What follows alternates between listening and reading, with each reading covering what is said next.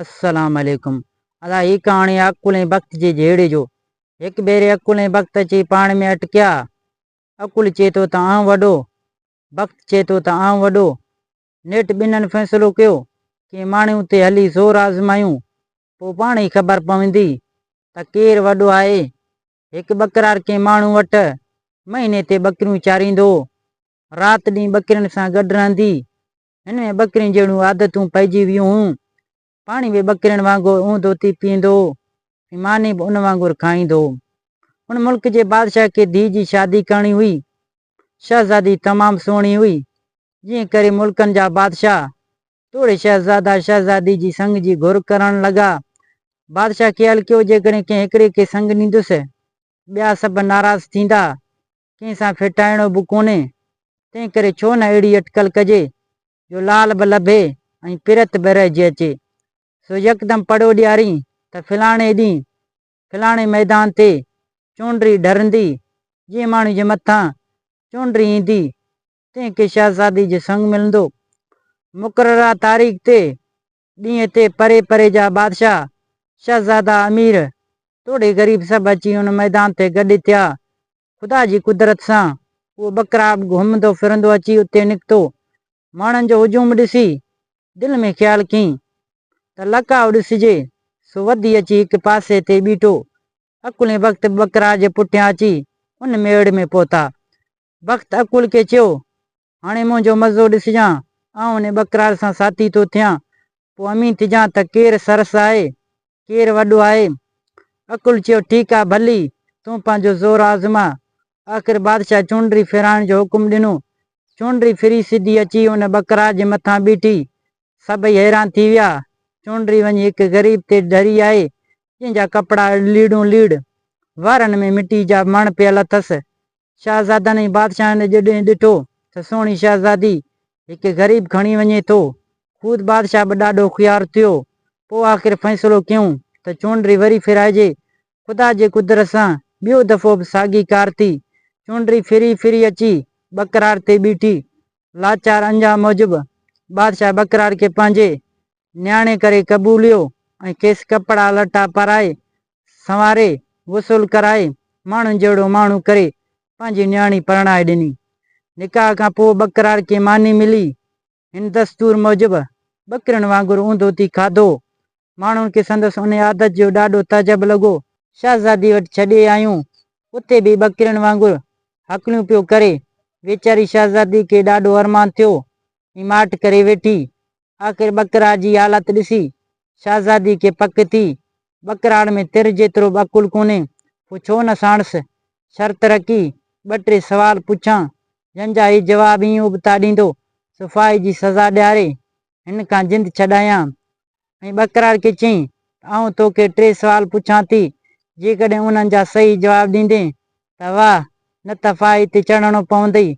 बकरार शहज़ादी जी ॻाल्हि क़बूली। तंहिं ते शहज़ादीअ ई हाणे 3 सुवाल पुछिया।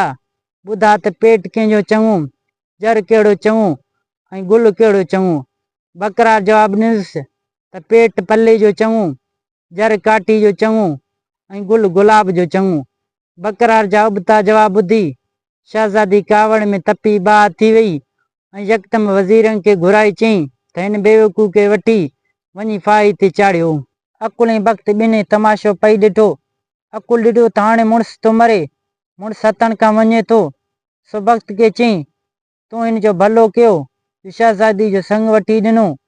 शहज़ादी जो संग वठी ॾिनो, पर उहा भाग कहिड़े कम जो, उहा वक़्तु कहिड़े कम जो शादी वारे राति ई हमरा फांसी ते चढ़े। हाणे जे हुजे हिमत त मदद करीसि। वक़्तु वञणो त मूंखे जेतिरी ताक़त हुई साम्हूं ॾेखारी, हाणे खटियनि क़िस्मत। तंहिं ते अकुल चयसि, चङो आऊं तो हिन जी जान बचाए ॾेखारां। ईअं चई अकुल छा कयो, यकदमि वञी बकरार जे मग़ज़ में वेही रहियो। उते बकरार जूं अखियूं खुलियूं ऐं वज़ीर खे चयईं, मियां वज़ीर, ख़ैर त आहे, मूंखे केॾां पियो वठी हली। वज़ीर खे सची ॻाल्हि करे ॿुधाई, जंहिं ते बकरार ख़्यालु कयो हिते जेकॾहिं उबराई कबियुसि मुफ़्त मारिजी वेंदुसि। तंहिं करे का अटकल हलाए जिंद छॾाइजे। सो चयईं त मियां वज़ीर, शहज़ादी जो हुकुम अखियुनि ते पर मरण खां पहिरां मूंखे बादशाह सां हलाई मिला, पोइ तूं भली मूंखे फाही ते चाढ़। वज़ीर इहा ॻाल्हि मञी बकरार खे बादशाह वटि हाज़ुर कयो। बादशाह खां पुछियो, कीअं आयो आहीं? बकरा जवाबु ॾिनुसि, बादशाह सलामत, तूं ख़ुशी सां मूंखे शहज़ादी जो संग ॾिनो आहे, पोइ राति जो परणाए अॼु वरी फाही ते चाढ़ण, इहो कहिड़ो इंसाफ़ आहे? इहो वरी कहिड़ो अदल आहे? बादशाह वज़ीर ॾे निहारियो, जीअं खेसि ॿुधायो, जींदा क़िबला, शहज़ादी जो हुकुम आहे, हीउ बेवकूफ़ गॾु आहे, तंहिं करे हिन खे फाही ते चाढ़ियो वञे। बादशाह यकदमि शहज़ादी खे घुराए खाइणु हक़ीक़त पुछी, जीअं त हिन बादशाह खे ॿुधायो, हिकिड़ी शर्त सां हिन जे साम्हूं रखियो, हिन मुंहिंजे सवालनि जा सही जवाब कोन ॾिना आहिनि, तंहिं करे मूं हुकुम ॾिनो आहे। बादशाह चयुसि, चङो, तूं इहे सवाल वरी मुंहिंजे रूबरू कर, जे जवाब ॾिनई त ठहियो, न त पोइ भली फाही ॾियारीसि। तॾहिं शहज़ादी पहिरियों सवाल कयो त पेट कंहिंजो चङो? बकरा जवाबु ॾिनो त पेट धरती जो चङो, जंहिंमें सभु कुझु समाइजी थो वञे। वरी शहज़ादी ॿियो सवाल पुछियसि, जर कहिड़ो चङो? बकरा जवाबु ॾिनुसि, जर मींहं जो चङो, जंहिं ते सभई साह वारनि जो जियापो आहे। आख़िर टियों सवाल पुछियईंसि, गुल कहिड़ो चङो? जंहिं ते बकरा जवाबु ॾिनो त गुल वहण जो चङो, सॼे ख़ल्क़ खे ढके थो।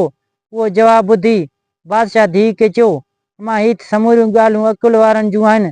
शहज़ादी पाण पशीमान थी मुड़ुस खां माफ़ी वरिती, पोइ हमेशह लाइ ख़ुशि गुज़ारण लॻा। उहो तमाशो ॾिसी वक़्त अकुल खे चयो, अदा अकुल बराबरि, सवाइ तुंहिंजी आऊं कुझु बि कोन आहियां। पोइ ॿई पाण में परची सदाईं दोस्त थी रहिया। दोस्तो, वधीक अहिड़ा कहाणियूं ॾिसण लाइ असांजे यूट्यूब चैनल सिंधी कहाणियूं खे सब्सक्राइब करे घंटी जे निशान ते ज़रूरु क्लिक कंदा। हिन वीडियो खे लाइक करे पंहिंजे दोस्तनि सां शेयर कजो। दोस्तों, मिलंदासीं नई कहाणी में।